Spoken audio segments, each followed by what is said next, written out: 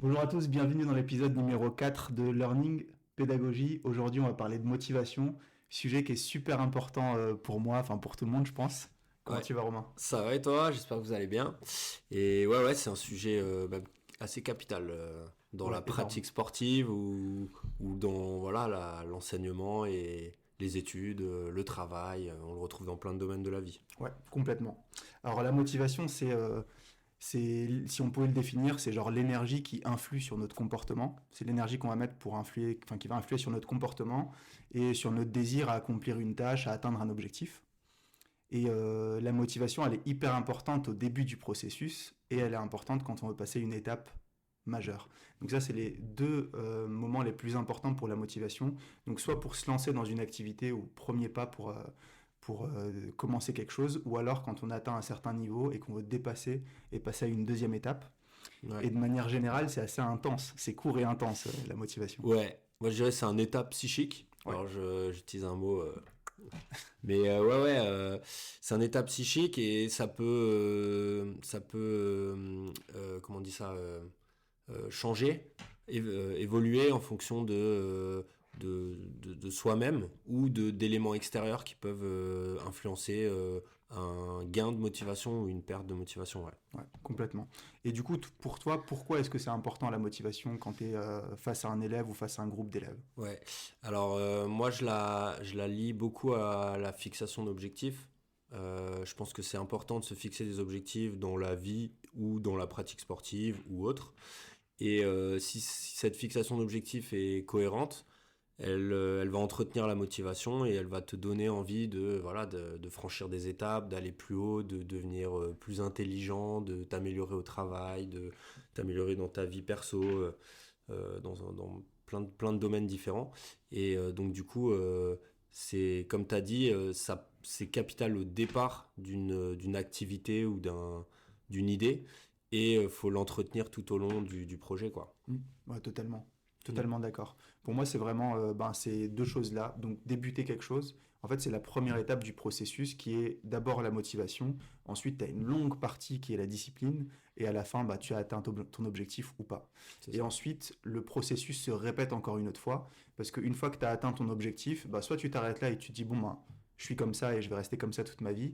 Ou alors, tu passes au niveau supérieur, à l'étape au niveau 2, un peu comme dans les jeux vidéo. Mm. Tu passes au niveau 2 et après c'est reparti, tu vois. Tu as de nouveau besoin d'un petit shoot de Mm. motivation et après tu repars de nouveau sur la deuxième partie qui est discipline jusqu'à ce que tu atteignes ton objectif que tu t'es fixé. Donc c'est vraiment les deux choses les plus importantes. Et je pense que il faut distinguer deux choses dans la motivation. Donc on a la motivation externe, la motivation interne. La motivation externe, c'est les récompenses qu'on va avoir. Les récompenses, ça peut être les likes sur Facebook, Instagram, trucs comme ça. L'approbation sociale, le fait qu'on nous complimente ou pas sur notre blague, c'est qu'elle a marché ou pas. Ouais, c'est clair. Ça peut être des petits trucs comme ça. Une motivation externe avec nos élèves à nous, ça pourrait être aussi genre éviter une punition. Ça peut Ouais, motiver ouais, à pas faire une connerie. ouais, c'est clair. Et ensuite, il y a la motivation interne. La motivation interne, elle est hyper importante. C'est par exemple être fier de soi quand on a atteint notre objectif, quand on a été motivé. Enfin, ça peut nous motiver à Mm. chercher la fierté, à chercher un espèce d'accomplissement personnel, à avoir un plaisir à faire quelque chose. Ça peut motiver et ça, c'est la motivation interne. Donc, si on résume un petit peu, la motivation externe, elle dépend des autres, Mm. alors que la motivation interne, elle dépend de nous-mêmes. Ouais. Nous-mêmes ou quelqu'un d'assez proche, tu vois, genre avoir. Enfin, non, c'est quand même une motivation externe. Non, donc ouais, motivation externe, Ouais. quelqu'un d'autre, motivation interne, nous. Et je pense que ces deux choses, elles sont hyper importantes, tu vois, à distinguer. Mm. Ouais, c'est ça. Et moi, j'en mettrais une troisième, c'est la motivation, avec un A devant. Donc je suis pas motivé du tout. Ouais, Et c'est un état aussi hein, d'être vraiment au fond. Enfin, voilà, t'as zéro motivation et du coup, ça se travaille encore différemment. Il faut vraiment partir de profond, je pense, ouais. pour trouver les causes du fait que je suis vraiment pas du tout, j'ai pas du tout d'engouement et d'envie pour cette pratique-là. Et voilà. Après, je suis d'accord avec les deux autres. Celle qui vient du fond de toi, le pourquoi, je pense qu'on va en parler un petit Mm. peu. Et les causes extérieures, voilà. le lien avec la société, ce que les gens vont penser, ce que ton employeur attend de toi, etc. Mais tu as raison, mais on va continuer sur la troisième. Et d'ailleurs, quand tu as un élève qui n'est pas motivé, qu'est-ce que tu fais? Quelle attitude est-ce que tu as face à un élève comme ça? Ouais, alors pareil, hein, ça part d'une discussion. Faut essayer de trouver un petit peu le pourquoi du comment. Et après, si je creuse un petit peu plus, moi j'ai un questionnaire là-dessus. Donc s'il est intéressé, on peut essayer de creuser un petit peu. Il faut essayer de trouver quel est le sentiment qui pose problème. Est-ce que c'est je suis pas motivé parce que j'ai l'impression de pas progresser, je suis pas motivé parce que j'ai l'impression de pas appartenir au groupe.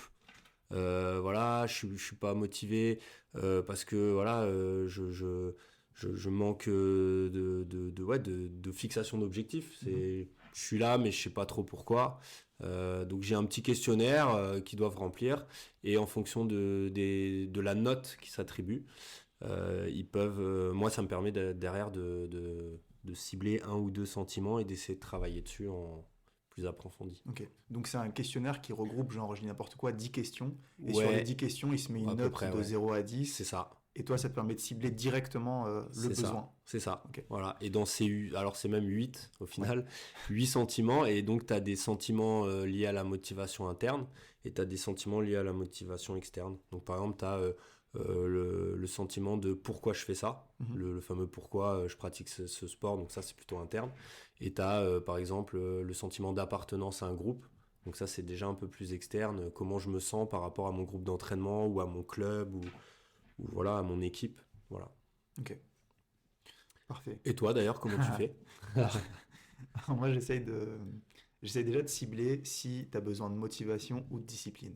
Ok. Comme j'ai dit, c'est deux choses à part et l'un vient toujours à la suite de l'autre. Mais quand j'ai un élève en face de moi, j'essaie toujours de voir de quoi il a besoin. Mm. Et je pense qu'on a toujours besoin genre de 5% de discipline, de motivation, pardon, Mhm. et les 95% restants, ça va être de la discipline. Mm. Et donc quand il a besoin de motivation, j'axe sur la motivation, quand c'est de la discipline, j'axe sur la discipline. Mais j'essaie toujours de distinguer les deux cas et les deux besoins. Donc, premièrement, repérer le besoin. Et ensuite, pareil, tu vois, travailler un peu comme toi sur pourquoi est-ce que tu as besoin de ça. Et ensuite, essayer d'adapter en fonction. Ouais. Mais souvent, quand j'ai quelqu'un qui n'a pas de motivation en face de moi, j'essaye toujours de faire en sorte de travailler différemment. Parce que bon, en maths, tu vois, j'ai rarement des élèves qui sont ravis de faire des maths. Et encore, il y en a, tu vois, mais ils sont rarement ravis de faire des maths. C'est pas le truc que tu kiffes. Mais par contre, je trouve que c'est une opportunité pour travailler de façon différente. J'essaye de les faire travailler très souvent en actif. C'est eux qui travaillent, c'est eux qui produisent un travail écrit, qui produisent un travail à l'oral. Ça peut être une certaine rédaction, du raisonnement, etc. Ou alors, du coup, soit je les fais travailler de façon active ou alors de façon passive. Donc de façon passive, je vais lui dire, bah, ok, d'habitude, j'essaye de te faire travailler sur ton raisonnement et sur ta communication. Aujourd'hui, c'est que le raisonnement. La communication, c'est moi qui me tape le sale boulot et c'est moi qui vais écrire pour toi. Okay. Tu vois. Ou alors, l'objectif, ça va être de comprendre quelque chose et donc tu travailles un petit peu différemment, tu lui coupe un petit peu le travail et il se concentre sur la partie la plus intéressante. Juste écrire, ben je sais qu'il sait écrire l'élève, tu vois. Ouais. Donc tu as ça. Ou alors j'essaye de travailler de façon un petit peu plus ludique, histoire qu'il passe quand même un bon moment, même s'il n'a pas de motivation. Et des fois, ça peut rebooster un petit peu. Et d'où l'importance, tu vois, du 5%, 95%. 5% de motivation, 95% de discipline.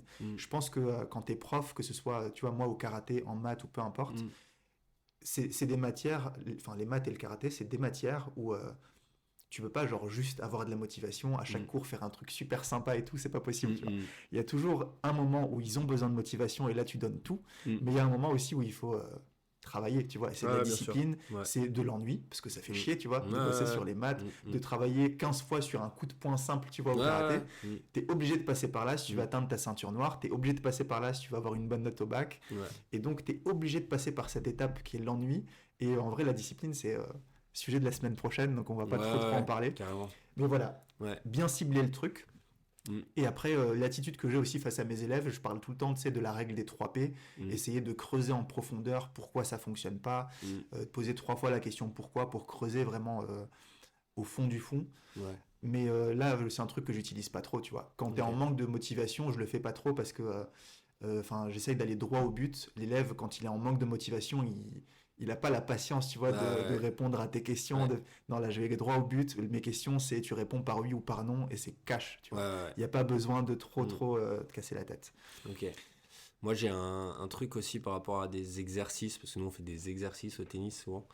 Alors, pour rendre le truc un peu plus ludique et un peu plus motivant, faut toujours qu'il y ait un petit peu genre une fin à l'exo ou un but à atteindre. Parce qu'en fait, si je leur dis, bon, allez, c'est parti, on vous tapez des coups droits pendant 10 minutes, tu vois, les 2 premières minutes, ça va aller, puis à un moment, bon, vas-y, il veut pas changer d'exo, là, ça saoule. Alors qu'en fait, si tu leur dis, voilà, il faut réussir un certain nombre de frappes, ou il faut atteindre une zone, où il faut... voilà, c'est une sorte de challenge entre deux équipes, tu vois. Et il y a un moment de départ et un moment de fin avec un objectif à atteindre, ben, du coup, il y a un peu d'enjeu. Ouais. Et l'exo devient plus motivant. Ouais. Et ça, particulièrement avec les enfants. Parce que les enfants, ils vont vite se lasser souvent. Donc, pour rendre le truc assez ludique, voilà, mettre ça en place. Et puis après, toujours un petit peu de convivialité, de bonne humeur. C'est toujours plus motivant d'être avec quelqu'un qui, t'as l'impression, ça il est content d'enseigner, d'être là, que quelqu'un qui est là et qui donne juste des consignes en faisant limite la gueule. Et enfin voilà, moi j'aime bien, si je prends un cours de quelque chose, j'aime bien avoir quelqu'un qui a l'air de vouloir m'instruire le truc, Ouais, quoi. ouais. Tu vois? Ouais, Mm. totalement. Et ouais, complètement. En fait, quand tu fais ça, enfin, quand tu essayes d'axer sur la motivation, tu mets de l'énergie là-dedans. Ouais. Et d'ailleurs, je pense que ça a été une de mes erreurs, tu vois, quand on a lancé le podcast. Ah. C'est que, c'est que tu vois, moi, je présente le truc, et genre, si tu regardes l'épisode 1, première minute, c'est monotone, Ok. monocorde, tu vois. C'est Ouais, mais on va mettre ça sur le coup du début, du juste. début, tu Ouais, vois. évidemment. Voilà. Il faut pas lui en tenir rigueur. Non, mais c'est vrai, tu vois, c'est un truc, il faut mettre de la motivation, Ouais, il bien faut sûr. lancer le projet, il faut Mm. faire des trucs, et ça a été une erreur de ma part. Mm. Mais après, voilà, je pense que c'est l'objectif du podcast Mais aussi. bien sûr. Enfin, en Bien tout cas, sûr. moi, c'est mon gros objectif de Mm. montrer à mes élèves que j'ai, ou à des futurs élèves, ou peu importe, ceux qui vont voir le Mm. début du podcast dans 5 ans, tu vois, Mm. de voir que du début à la fin, tu as un gap énorme, tu Mm. as une prise de niveau, et tout ça parce que j'ai appliqué une certaine méthodologie. À partir d'erreurs ou d'essais, Mm. ben, j'ai essayé d'améliorer mon truc jusqu'à atteindre un jour un certain niveau, tu vois. Mm. Mais je pense que c'est important, tu vois. Ouais, ouais. Carrément. Et d'ailleurs, j'en parlais avec un élève, petite parenthèse, j'en parlais avec un élève et je lui disais, avant de lancer le podcast, donc avant même qu'on fasse nos épisodes brouillons, on va le Mhm. dire quand même à la caméra, donc je lui disais, tu vois, ça se peut, le premier épisode, je fais le truc, et, euh, et tu vois, j'ai 15 vues parce que j'ai mes deux cousins qui ont regardé, ma mère qui l'a partagé auprès de ses copines et puis Mm. mon meilleur pote qui l'a vu. Ouais. Et en vrai, ça peut se passer et c'est un peu ce qui s'est passé avec l'épisode 2, Mm. tu vois. Mais je pense que c'est important, tu vois, pareil, se remettre en question, prendre en compte ce qu'on a fait la semaine Mm. dernière et de progresser. Enfin bref. Mhm. Alors ensuite, on va passer à la partie boîte à stratégie, boîte à outils. Mhm. Quelles sont les techniques, les outils, les stratégies que toi tu utilises quand tu as un élève qui soit est motivé en interne, en externe ou à motiver, donc pas motivé du tout? Mm. Qu'est-ce que tu utilises? Alors, la discussion, ça c'est évident. Il faut que je cible qu'est-ce qui va pas. Est-ce que c'est plutôt interne? Est-ce que ça vient de quelque chose voilà, d'externe? Il n'est pas motivé parce que, par le contexte ou par quelque chose voilà, qui le marque, mais que ça vient pas de lui. Ou alors, la personne qui est pas du tout motivée, la première question que je vais lui dire, c'est pourquoi tu es là, pourquoi tu fais du tennis, pourquoi tu viens au cours, est-ce que c'est con à dire, mais est-ce que c'est papa et maman qui t'ont inscrit et toi t'avais pas trop envie? Ouais. Parce qu'au début d'année, il y en a certains, tu les connais pas, c'est des Mm. nouveaux, ils sont là, et tu vois assez vite ceux qui sont au taquet, ça court, ça rigole et tout, puis t'en as peut-être un ou deux, tu vois, ils sont un peu dans leur coin et tout, c'est peut-être juste de la timidité, voilà. Donc faut essayer d'y aller avec des pincettes et essayer de trouver la solution par rapport à ça. Donc je dirais de la discussion. Et après, comme j'ai dit aussi, ça peut être plus approfondi, mais dans ce cas-là, c'est vraiment le cadre privé. On se fait un petit questionnaire, tu essayes voilà, de voir un petit peu plus ciblé qu'est-ce qu'on peut développer dans ta motivation. Et écoute, moi, c'est les deux choses que j'utilise principalement. Mm. Moi, en premier truc, je regarde d'abord si l'élève est coachable. Parce Ok, que, tu sais, parce que des fois, comme tu disais, des fois, ils sont forcés. ouais, Genre là, récemment, j'en ai eu un, il voulait pas me voir, tu vois. Il ok. voulait pas me voir, c'est le premier élève de 2024, le mec voulait pas me voir. Bon, après, c'était du coaching mental, tu vois, c'est Mm. problème avec la justice, plein de trucs et tout. Et le mec, il voulait pas me voir, il refusait il refusait de se dire qu'il avait un problème, tu vois, Ok. clairement. Et donc, s'il est coachable, tout va bien. Et donc, direct, je rentre dans le vif du sujet et on travaille progressivement avec le pourquoi et tout ça. Et si jamais il n'est pas coachable, je vais travailler sur de la synchronisation. Je vais essayer de me synchroniser avec la personne Mhm. et lui montrer que j'ai quelque chose à lui apporter. Tu vois, Ouais, ouais. un gain à court terme, Mhm. moyen terme, long terme. Mais je vais essayer de lui montrer que j'ai quelque chose à lui apporter et que, en fait, le coaching, c'est pas forcément pour régler un problème, mais peut-être pour exploiter ton potentiel que tu Mhm. n'exploites pas assez ou trucs comme ça, tu vois. Mhm. Ok. Ça, c'est le premier truc. Ensuite, il y a une technique que j'utilise énormément, et ça, mes élèves, ils l'ont entendu au moins 4000 fois. Mhm. C'est, en fait, c'est un petit schéma où je leur fais un, un espèce d'arbre de probabilité, mais tu sais, c'est les trucs avec les branches, là, Ok. soit ça, alors Oui, ça, oui. tu vois. Ok, ok. Et du coup, c'est très simple, c'est choix facile, vie difficile, choix difficile, vie facile. Ok. Alors, ça marche pas à tous les coups, évidemment, t'as toujours des, euh, des exceptions à la règle. Ouais. Mais de manière générale, quand tu choisis la facilité, c'est tu as sacrifié en fait enfin, t'as sacrifié quelque chose maintenant. Et non, pardon, je dis n'importe quoi. Quand tu choisis la facilité, tu sacrifies rien maintenant. Par Ok. contre, tu sacrifies un résultat que tu vas avoir à long terme. Mhm. En revanche, si tu sacrifies ton confort aujourd'hui, donc enfin, choix difficile, ben, plus tard, en fait, tu vas avoir une récompense Ouais. et tu vas avoir une situation qui sera beaucoup plus facile. Mhm. Et du coup, tu peux prendre plein de petits exemples. Il y a évidemment les contre-exemples qui sont genre choix facile, t'as gratté un ticket au loto et du coup vie facile, tu Ouais, vois. ouais. Très Contre-exemple rare, classique, mais normalement. extrêmement rare. Ouais. Et après, tu as un exemple qui est un peu moins rare, c'est ceux qui travaillent très très très très dur tous les jours, Mhm. mais par contre qui ont quand même la vie difficile, Mhm. tu vois. Donc c'est extrêmement rare de faire choix facile, vie facile, Mhm. mais tout le reste, c'est ce qui arrive le plus souvent, quoi. Ok. Ouais, ouais, je vois. Donc c'est un espèce de truc pour leur faire comprendre que voilà, là maintenant tu as une décision à prendre, Mhm. tu as un choix, soit tu es motivé, soit tu l'es pas, mais tu as une décision à prendre, et soit tu choisis la facilité, il n'y a aucun souci, mais du coup tu sacrifies quelque chose que tu auras plus tard, ou alors ben, choisis la difficulté Mhm. et mets-toi un petit peu dans le dur, et puis à la fin, tu as risqué quelque chose, mais tu risques d'avoir une sacrée belle récompense. Tu Ouais, vois. ouais. Mais c'est un peu ce que nos parents nous disaient, moi, quand j'étais plus jeune. Ils disaient, voilà, fais des études, fais, voilà, enfin, fais en sorte de bien travailler à l'école, Ouais, ouais, etc. ouais. Comme ça, plus Tu tard, as un bon tu auras métier. un bon métier, tu auras de quoi vivre, etc. Ouais, Tu auras une vie agréable. ouais. Et en fait, ouais, on se retrouve un peu dans ce que tu Mm. dis, ouais. Mm. Alors ils ont raison d'une part, mais c'est un peu trop bateau comme truc. Ouais, Bon c'est après c'est les bateau. Et parents, puis tu vois, ça qui disent reste de ça. l'inquiétude de parents Ouais, c'est pour le ça. futur. Donc, mais bien sûr. Et puis c'est un peu sur le papier, tu sais, voilà, je te dis ça, sur le papier ça a l'air joli, Ouais. mais après, qu'est-ce qu'on met en place pour que ça Ah ouais, marche en bien fait. sûr, bien Donc, sûr. mais Mais oui, ouais, oui. c'est des trucs un petit peu bateaux, mais qui restent vrais, tu vois, à Mm. Ouais, ouais. 90-95%.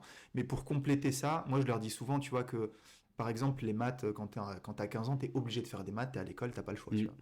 Et donc, vu que tu es obligé de le faire, développe des compétences. Développe genre ton raisonnement, ta Mm. communication. Essaye de développer ça. Mm. Ta façon de réfléchir et ta façon de parler, d'exploiter un. Enfin, tu vois, d'expliquer ta démarche de la façon la plus simple possible, tu en as besoin dans la vie de tous les jours. Mm. Mm. Et en fait, il y a des gens qui réussissent sans l'école, parce qu'ils te sortent toujours ça, tu vois. Mm. Ouais, mais il y a des gens qui réussissent sans l'école. Bah oui, effectivement, il y a des gens qui réussissent sans l'école, mais parce que au lieu de développer des compétences avec les maths, par exemple, ou avec le français, ou avec d'autres matières, Mm. ben, ils ont développé des compétences à travers d'autres choses. Mm. J'ai des parents d'élèves, tu vois, des fois, ils sont multimillionnaires, Mm. et en fait, ils me disent, ben, moi, j'ai arrêté l'école juste avant le bac, et ils Mm. sont multimillionnaires, et tu te dis, Mm. putain, comment ils ont fait? Mm. Et en fait, ils ont été dans le business très tôt, Mm. et donc ils ont été, je sais pas, serveurs dans un bar, puis ensuite Ouais. ils ont acheté des parts pour devenir associés dans un bar, puis ensuite ils ont racheté un bar, racheté un restaurant, puis ensuite ils ont monté une entreprise. Mm. Et en fait, ils se sont mis dans le dur, Mm. ils ont développé des compétences à travers d'autres choses, l'entrepreneuriat ou d'autres choses, ce qui fait qu'ils ont réussi leur vie. Mm. Et donc, pour réussir sa vie, il faut développer des compétences. Mm. Maintenant, quel que soit le support, si tu es à l'école et que tu es obligé de faire des maths, autant le développer là. Ouais. Si tu es en cours de tennis parce que tes parents ils t'ont forcé à le faire, bah, autant développer quelque chose, Ouais. tu vois. Mais t'as pas le choix, tu es obligé Mm. d'être là, donc Mm. autant faire quelque chose et Mm. autant en tirer un profit Ouais, c'est clair. et en faire quelque chose. C'est clair. Et, euh, et ouais, du coup, ben, je m'étais noté aussi un truc, tu sais, par rapport à ça, c'est toujours expliquer quel gain est-ce que tu vas avoir à long terme. Donc c'est ce que Mm. je disais tout à l'heure. aujourd'hui, c'est peut-être un sacrifice ou quelque chose, tu vois, qui t'emmerde aujourd'hui. Mais par contre, à moyen long terme, tu peux gagner quelque chose. Ouais, C'est ça. chiant de réviser les maths, c'est chiant de transpirer, tu vois. Mm. Il y a plein de choses qui sont chiantes. Mm. Mais par contre, à long terme, il faut voir le résultat espéré, le résultat possible et l'objectif qui sera possiblement Ouais, c'est atteint, quoi. ça. Bah, on en revient à la fixation d'objectifs en fait. C'est genre toi par exemple, t'as sûrement fait des études pour devenir prof de maths et peut-être dans ton cursus à un moment c'était un peu relou. Ouais, Mais ah, tu grave. savais, tu disais voilà, je suis dans le moment difficile Ouais. et ça va déboucher sur un moment plus cool où j'aurai mon diplôme, je pourrai enseigner ce que j'ai appris Mm. et c'est ce que j'ai envie de faire.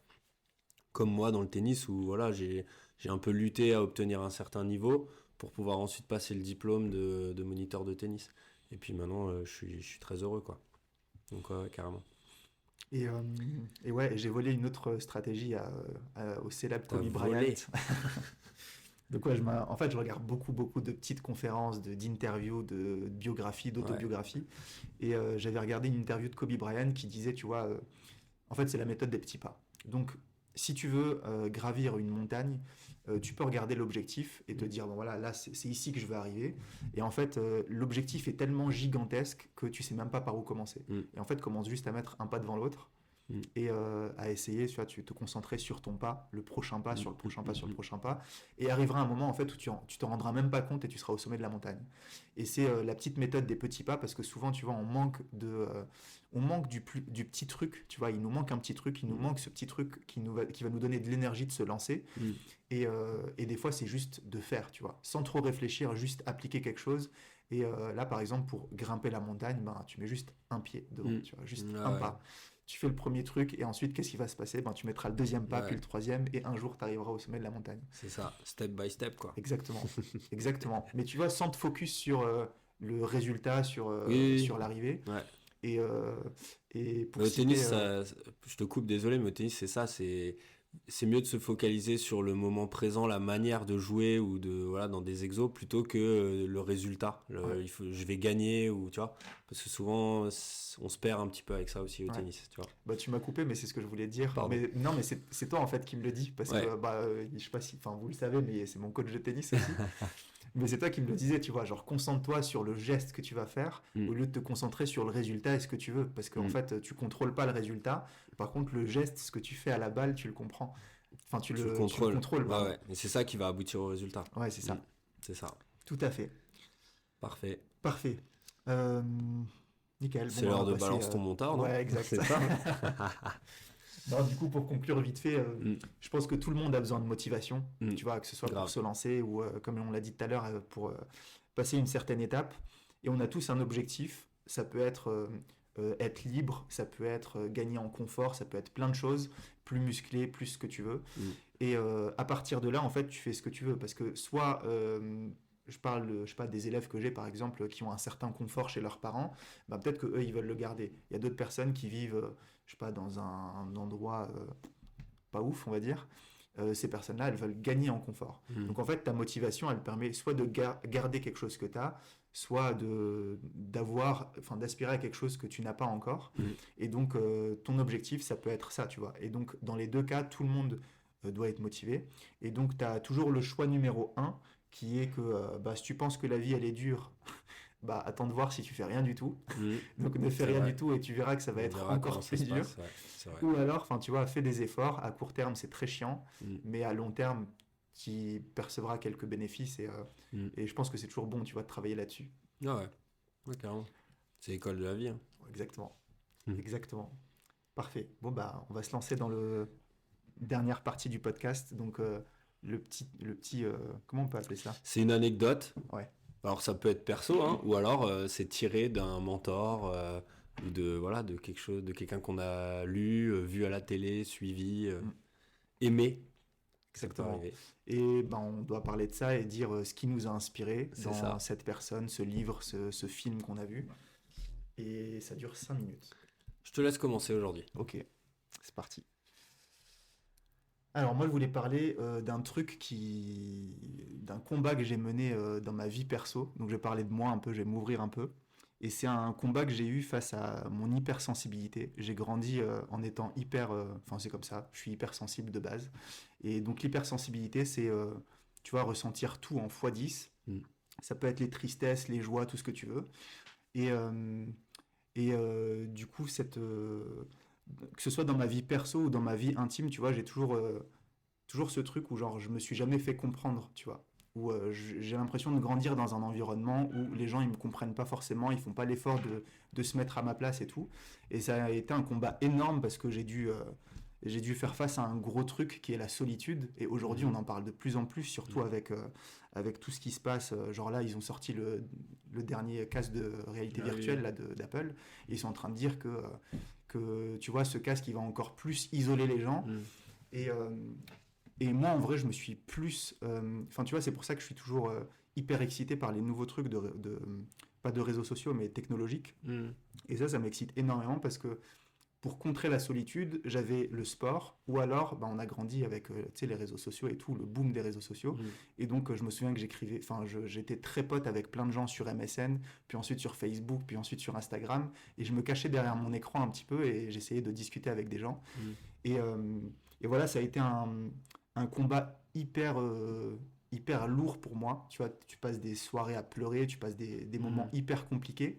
Et c'est ce qui explique un peu que j'ai une motivation, entre guillemets, sans faille. Ça fait, là, en 6-7 ans, depuis que enfin, voilà, je me suis bien repris en main et tout, ça fait 6-7 ans où, genre, j'ai connu un seul moment où j'ai eu besoin de me remotiver, où j'ai eu besoin tu vois, d'écouter de la musique à fond et de me dire, vas-y, là, c'est bon, c'est le moment où il faut relancer la machine. Okay. Et là, enfin voilà, j'ai passé 6-7 ans à être comme ça, à être motivé à bloc. Là, c'est reparti. J'ai passé 2-3 semaines un peu nulles en fin d'année dernière.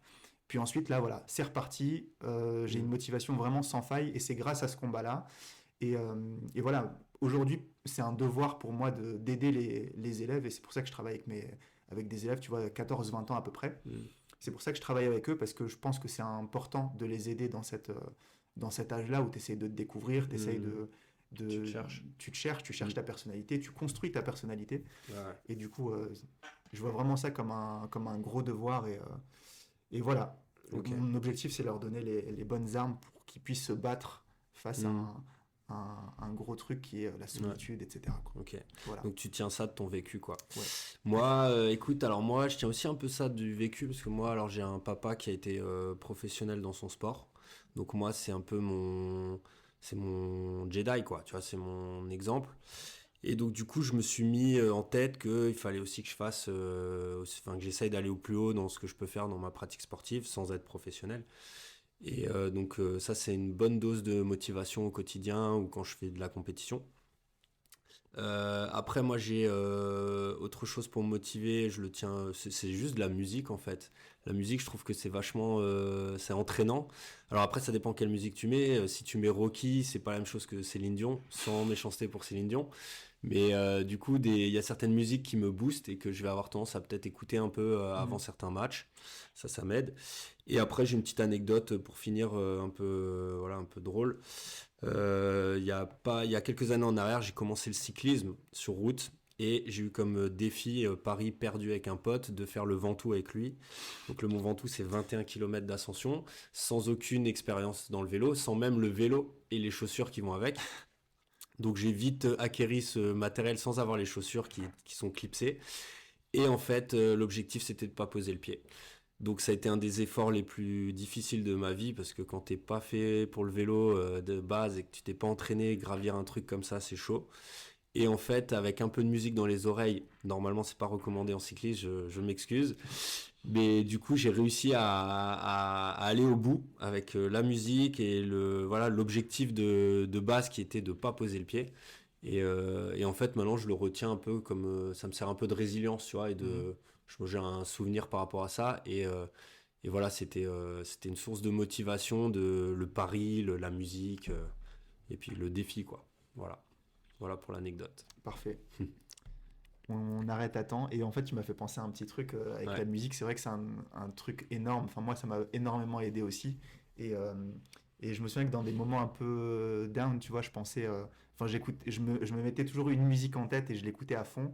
Et enfin, il y en a une qui m'a vraiment, vraiment beaucoup aidé, c'est celle d'Eminem qui s'appelle The Way I Am, Ok. genre ma façon d'être, enfin, Ouais, ouais. la façon dont je suis. Il y en a une autre de Akon, Keep Up, enfin, que des Ok. trucs hyper entraînants avec beaucoup de motivation et tout. Et ouais, pareil, ça m'a énormément aidé. Et ce qui est ouf avec la musique, c'est que, tu sais, je parlais de la période un peu sombre que j'avais avec l'hypersensibilité et tout. Et en fait, en général, ça accentue, tu vois, une émotion. Genre, quand j'étais très triste, je m'amusais à écouter des musiques tristes, complètement con, tu vois, mais C'est je vrai le qu'on faisais fait parce ça que. des fois, ouais. Mais voilà, tu vois, tu as cette espèce de nostalgie que tu nourris malgré toi. Et ensuite, quand tu es motivé, tu écoutes des musiques. Et en fait, ça amplifie toujours ton état émotionnel. Et c'est vrai qu'on peut toujours s'en servir quoi, pour sortir d'un état qu'on n'aime pas. Et du coup, aujourd'hui, c'est tout le contraire, tu vois. Quand je suis triste ou je sais pas quoi, j'écoute une musique qui me motive et du coup. Ouais, c'est bien. Alors moi, pour finir, moi j'écoute Moi, c'est Paul Kalbrenner qui me motive bien avant un match. Voilà, pour info. Quelle musique, quel titre. Ah, j'en ai plusieurs, mais ce DJ-là, il a du son qui booste et ça me met bien avant un match. Voilà. Voilà, vous savez presque tout de nous. Ok, Bon, bah, merci à toi. merci à toi Merci à aussi. vous. Et semaine prochaine, on se retrouve pour l'épisode sur la discipline. Donc après la motivation, il reste plus que la discipline. Donc interdiction de louper le prochain épisode. C'est ça. Parfait. À la semaine Allez, prochaine. ciao, ciao. Ciao.